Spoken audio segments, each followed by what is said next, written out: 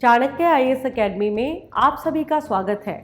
आज हम बात करेंगे वर्ल्ड एनर्जी आउटलुक रिपोर्ट 2022 पे जो हाल ही में रिलीज हुई है। इंटरनेशनल एनर्जी एजेंसी ने हाल ही में वर्ल्ड एनर्जी आउटलुक रिपोर्ट 2022 जारी की है, जिसमें कहा गया है कि 2025 में ग्लोबल एमिशन चरम पर होगा, जिसे क्लीन एनर्जी ट्रांजिशन के लिए खतरे के रूप में देखा जा रहा है। साथ ही इसे नेट जीरो एमिशन के लक्ष्य के लिए भी एक खतरे का सूचक कहा जा रहा है। इंटरनेशनल एनर्जी एजेंसी द्वारा जारी इस रिपोर्ट में लेटेस्ट ऊर्जा डेटा और बाजार के विकास के आधार को शामिल किया गया है। वर्ल्ड एनर्जी आउटलुक रिपोर्ट में कई ऐसे डेटा शामिल हैं जो ग्लोबल नेट जीरो एमिशन के लक्ष्य के विपरीत है। इसमें आगे आने वाले ऊर्जा सुरक्षा जोखिमों को भी शामिल किया गया है।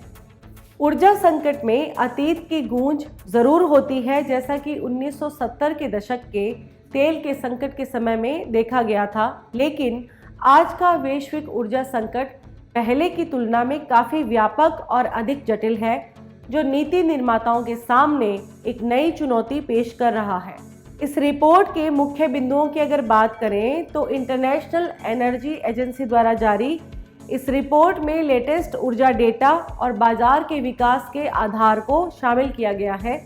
वर्ल्ड एनर्जी आउटलुक रिपोर्ट में कई ऐसे डेटा शामिल हैं जो ग्लोबल नेट जीरो एमिशन के लक्ष्य के विपरीत है। इसमें आगे आने वाले ऊर्जा सुरक्षा जोखिमों को भी शामिल किया गया है। एनर्जी डिमांड की अगर बात करें तो वर्ष 2040 तक ऊर्जा सेवाओं की बढ़ती मांग आर्थिक विकास पर टिकी है, जो पिछले साल के आउटलुक की तुलना में 2030 तक कम है, लेकिन 2050 तक प्रति वर्ष औसतन 2.8% रही है।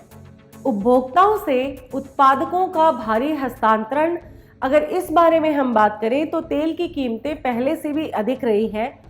2022 में प्राकृतिक गैस के आयात बिल रिकॉर्ड स्तर पर रहे हैं, जो ग्लोबल ऊर्जा के लिए गलत संदेश दे रहा है।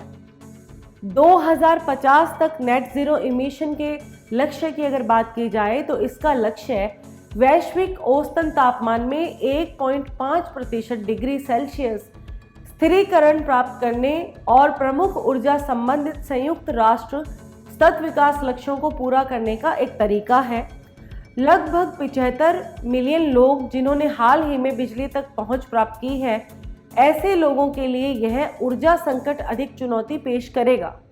इस रिपोर्ट में कहा गया है कि घोषित नीतियों के परिदृश्य में वैश्विक ऊर्जा मांग वृद्धि लगभग 1% प्रति वर्ष 2030 तक लगभग पूरी तरह से नवीकरणीय ऊर्जा द्वारा पूरी की जानी है। इस रिपोर्ट के अनुसार ग्लोबल एनर्जी मार्केट और ग्लोबल इकोनॉमी के लिए आगे आने वाला समय काफ़ी चुनौतीपूर्ण है। बाकी बातों के अलावा रूस यूक्रेन युद्ध का असर के बारे में भी इस रिपोर्ट में जिक्र किया गया है। यूक्रेन पर रूस के आक्रमण ने विशेष रूप से प्राकृतिक गैस के लिए ऊर्जा बाजारों में असाधारण अस्थिरता ला दी है, जो आज एक वैश्विक चुनौती बन गया है। यूक्रेन पर रूस के आक्रमण से उत्पन्न वैश्विक ऊर्जा संकट का अर्थव्यवस्थाओं और लोगों पर दूरगामी प्रभाव पड़ रहा है। साथ ही सरकारें भविष्य के ऊर्जा ज़रूरतों के लिए चिंतित भी हैं।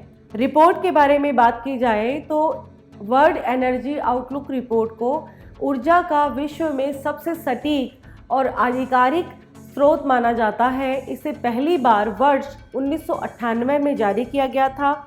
इसका डेटा और निष्पक्ष विश्लेषण वैश्विक ऊर्जा आपूर्ति और विभिन्न परिदृश्यों में मांग और ऊर्जा सुरक्षा, जलवायु लक्ष्यों और आर्थिक विकास के प्रभाव में महत्वपूर्ण भूमिका निभाता है।